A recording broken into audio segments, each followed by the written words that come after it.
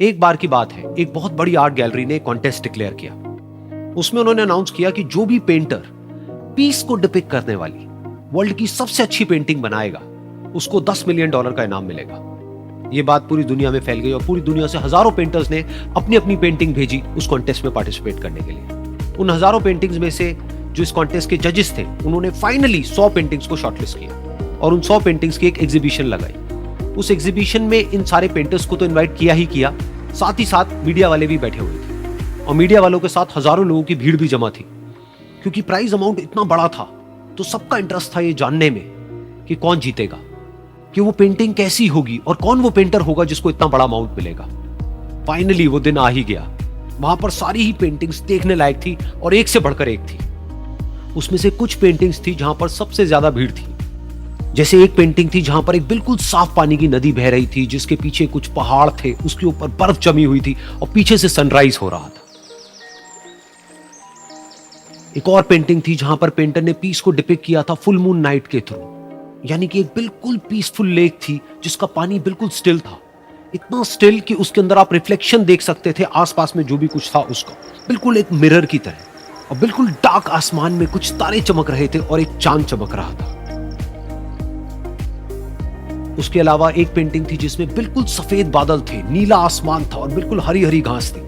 यानी कि सारी ही पेंटिंग्स ऐसी जिसको देख करके ही मन शांत हो जाए।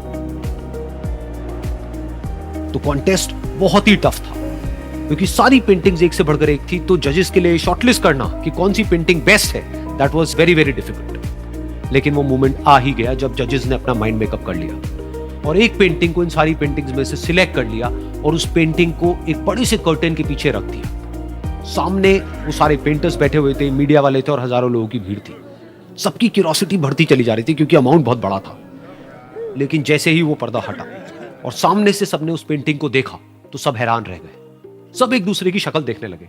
किसी को कुछ समझ नहीं आ रहा था कि एक्चुअल में हो क्या रहा है, क्योंकि वो पेंटिंग जो वहां पर दिख रही थी वो दूर दूर तक शांति को डिपिक्ट नहीं कर रही थी। तो सबको लगा कि शायद उस आर्ट गैलरी से कोई गलती हुई है या जजेस से कोई गलती हुई है और किसी गलत पेंटिंग को वहां पे रख दिया है। तो कुछ पेंटर्स एक साथ गए, जाकर के उस आर्ट गैलरी के ओनर से मिले और जाकर के उससे पूछा कि क्या ये कोई गलती है, गलती से कहीं कोई गलत पेंटिंग तो आपने वहां पे नहीं रख दी है। तो आर्ट गैलरी वाला थोड़ा सा मुस्कुराया और बोला, नहीं ये पेंटिंग बिल्कुल ठीक है, जजेस ने इसी पेंटिंग को सिलेक्ट किया है और यही पेंटिंग आज की विनर है। सारे पेंटर्स ये जवाब सुन करके गुस्से से भर गए और सबने मिल करके रिवोल्ट कर दिया। और ये देख करके सारे मीडिया वाले अपनी अपनी जगह से खड़े हुए और भागते हुए गए उस आर्ट गैलरी के ओनर के पास में और अपने अपने माइक्स उनके मुंह के आगे कर दिए। तो अगेन वो आर्ट गैलरी का जो ओनर था वो हल्का सा मुस्कुराया और उसने कहा कि मुझे कुछ बोलने से पहले एक बार इस पेंटिंग को आप लोग ध्यान से देखिए, थोड़ा पास से देखिए, शायद आपको कुछ ऐसा नजर आए जो दूर से नजर नहीं आ रहा है। क्योंकि आप सबने एक चीज तो देख ली कि इस पेंटिंग में आंधी है, तूफान है, चारों तरफ सब कुछ तहस नहस हो रहा है, आसमान में बिजली कड़क रही है, काले बादल हैं, ये सब तो आपने देख लिया। लेकिन एक चीज नहीं देखी कि इस पेंटिंग में एक घर भी है। उस घर में एक छोटी सी खिड़की है जहां पर एक आदमी खड़ा हुआ है। ध्यान से जाकर के देखिए, वो जो आदमी खड़ा हुआ है और बाहर देख रहा है उस घर से, उसके चेहरे पर कोई डर नहीं है बल्कि एक हल्की सी मुस्कान है, एक ठहराव है, एक सुकून है। और यही है शांति का असली मतलब।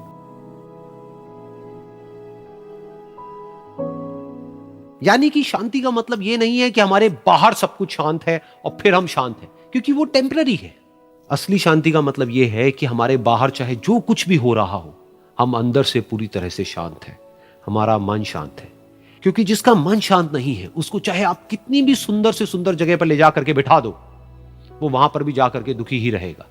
लेकिन दूसरी तरफ से जिसका मन शांत है, उसके बाहर चाहे कुछ भी हो रहा हो, चाहे मौसम कैसा भी हो, चाहे उसके आसपास में सब कुछ तहस नहस हो रहा हो, तूफान हो, लेकिन वो अंदर से बिल्कुल शांत रहेगा।